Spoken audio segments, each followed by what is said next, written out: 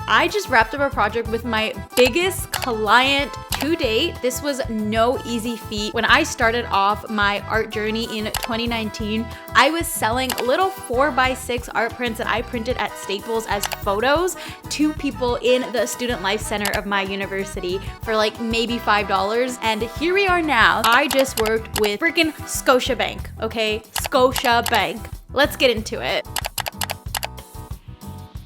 So never in a million years did I think that I would be working with freaking Scotiabank. So I didn't always want to be a digital illustrator, and it's pretty crazy to think that I got to this moment as quickly as I did in my art career. Ever since I was little, probably in the 6th or 7th grade, I was determined to be a portrait photographer. I kept taking photos on my little Canon PowerShot camera. I like posted them on Facebook because that's what you did back then. I had albums on albums and albums of photography. And eventually I got a Canon 60D camera as a gift from my parents on, I think, either Christmas or one of my birthdays. After that, I was like, this is it. This is my career. This is what I do for the rest of my life. I loved taking pictures of people and doing portrait photography. As someone from a South Asian household, there was no arguing. I had to go to university. I feel like college probably would have been better suited for photography and videography because it would have been more hands-on, but that just wasn't vibing with my parents, with my brown parents. I had to go to university. So I remember going to the university fair in Toronto with my dad, and we went to every single booth because me and my father had settled on the fact that if I wanted to go into media, I had to have some kind of business degree mixed into it somehow. So we went from booth to booth to booth to booth, trying to find a program or some university that offered a digital media plus business degree. Finally, we landed on the University of Waterloo. We found a program that suited exactly what we needed. That was the only program I applied to. I ended up getting in. Fast forward, everything's fine and dandy. I still want to go into some kind of digital media, not sure what. We're in my 3rd year of university at this point. And I think to myself, hey, if I want to get into video production and photography, I need to know how to draw so that I can storyboard in the career. So I took some of my student loan. I don't recommend that. That's what I did. And I went out to the Apple store and I bought a freaking iPad. When I got that iPad, I was so determined to learn how to draw that every single day for that year, I drew one single digital illustration every single day. And that's how I learned how to draw in one whole year, by drawing one piece of art and posting on Instagram to hold myself accountable. Once that started kicking off and people started encouraging me and my friends started showing interest in my work, they're like, yo, you should sell these, they're sick. So I ended up setting up a booth at one of the craft fairs at my school in the Student Life Center and selling my little art prints that I printed from Staples on like 4x6 photo paper, which literally on the back it said like Kodak, Kodak, Kodak. You know when you print those little prints? I sold those for probably like $2 to $5 each, like the prints that came out of this 365-day challenge. And that's where I got my start, really. So that was in 2019. Fast forward to today, 2023, and I just worked with freaking Scotiabank. That just blows my whole mind. This is truly the power of believing in yourself and putting yourself out there and having a dream and following it. Through the 365-day process, I fell in love with digital art and I knew that this is what I wanted to do. I started loving it more than photography, believe it or not. It just felt so aligned. When you find something that you know you're meant to do, you find something that brings you so much joy, so much happiness. It's just like a euphoric feeling. Like I knew that digital art was for me. So let's actually fast forward to how I got this opportunity with Scotiabank. So somebody had actually reached out to me from NTKG, which is kind of like an agency in the sports industry that works with Scotiabank. This rep, I'm so happy to have met her through this process. She reached out to me. So she actually sent me an email. The email pretty much said, hey, we work with Scotiabank and we are doing an event for Diwali in Brampton and we would love to have you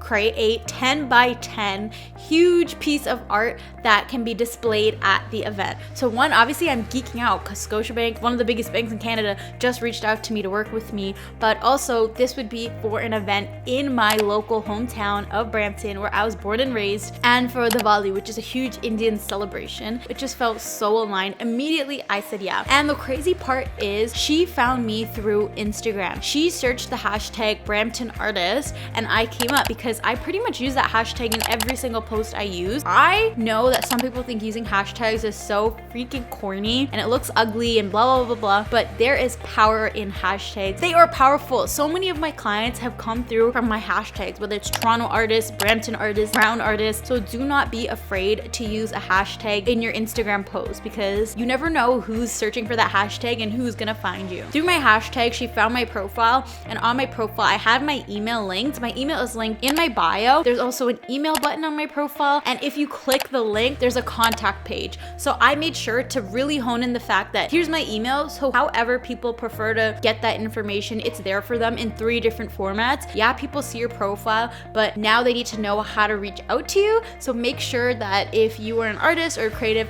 have some sort of way that people can contact you, and make it clear as day. Put it in multiple places if you have to, like I did. So originally, like I said, it was supposed to be 10-foot by 10-foot art print that people could come and take pictures with, kind of like a backdrop. But through the process of sending sketches, with the way I designed the art piece, I had the idea of turning it into kind of like a coloring book and creating it as just a black and white outline so people could come in and color it. And at first, I'm not gonna lie, I was kind of like, I don't want to do that. Like, I love color. Color is literally a huge part of my brand, and I love using color in my work, especially for Diwali. I wanted to add so many fun colors. But I thought about it more, and I just thought about how fun of a community engagement activity this could be, of getting people to come in and color my artwork, and just like a way to bring community together. When I thought about it, I was like, this is a no-brainer, duh. It's gonna bring people together, and it's just like really cool. But then, me being me, I still wanted to color in the piece regardless. Bruh. So my thought process was, I'll just color it in for my portfolio so that people on my website or my Instagram can see the comparison between the colored in community piece versus the piece that I actually created. But I ended up sending that piece to Scotiabank, and they loved it. They were so happy about that, because at the event, they ended up printing out that colored version in a smaller piece, and people who were coloring in the large billboard were actually referring to my colored piece to match it in. It kind of became like a color to numbers game without the numbers. So the rundown of the event. The event held place in Shoppers World, Brampton, which is so crazy because, to my memory, this is one of the oldest malls in Brampton that I remember, and I remember growing up and going to this mall exclusively, and it's kind of like a smaller shopping mall, but I have so many fond memories of a child just like running through the mall, through Fabricland, going to Stitches and Sirens and Zellers, back when Zellers was a thing. If you're Canadian, you know, it's kind of like a Target, but not really. Being able to have my artwork in Shoppers World was kind of like, even now when I talk about it, like I get goosebumps. Younger me running around the mall would not have thought that at 25 years old, I would be having my artwork that big at that mall, engaging people of the community. Like, what?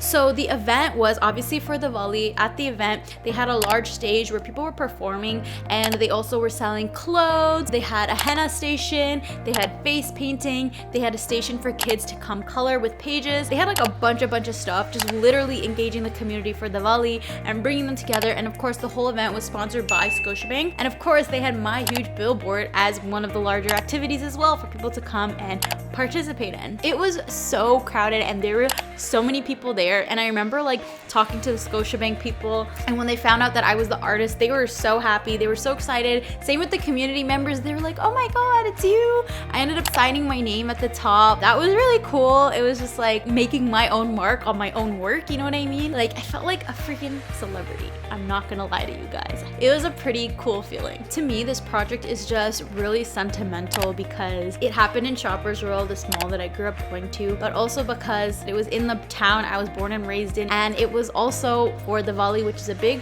celebration in Indian culture. But also, Scotiabank was literally one of the first banks that my parents used when they came to Canada. My parents are immigrants into this country, and every immigrant parent will tell you a similar story of coming to this country with one suitcase, a couple dollars in their pocket. And so having Scotiabank be like one of the first banks that they actually deposited their money to, made investments, were able to buy a house, cars, all through like this one bank.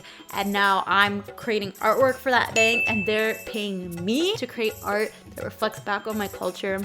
It's just like, I think I'm at a loss for words. I feel really special. I feel really honored that I was able to create this piece, and I feel like it's another full circle moment for me and my family that I was able to do this. It just feels like a huge milestone in my career and a huge accomplishment. This is the biggest client that I've worked with. To me, I don't think I could have asked for a better first client situation and commission scenario because of all the ties that it has to me and my background and my culture, my heritage. To bring it back, like when I started my art journey in 2019, I never thought that I would take it full time, let alone did I think that I would take it this far to be working with such big clients and feeling so impactful in my work to community, but also to my own family journey and family story. And I see so many ties coming together and so many things aligning. It's really just reaffirming to the fact that I'm exactly where I'm meant to be. I hope this encourages you to put yourself out there and follow your dreams as well and do what makes you happy, because the rest will follow. I'll see you in the next video. Peace. And I knew that I wanted to do something in photography. Mariah, this is why I didn't want you to come into my room.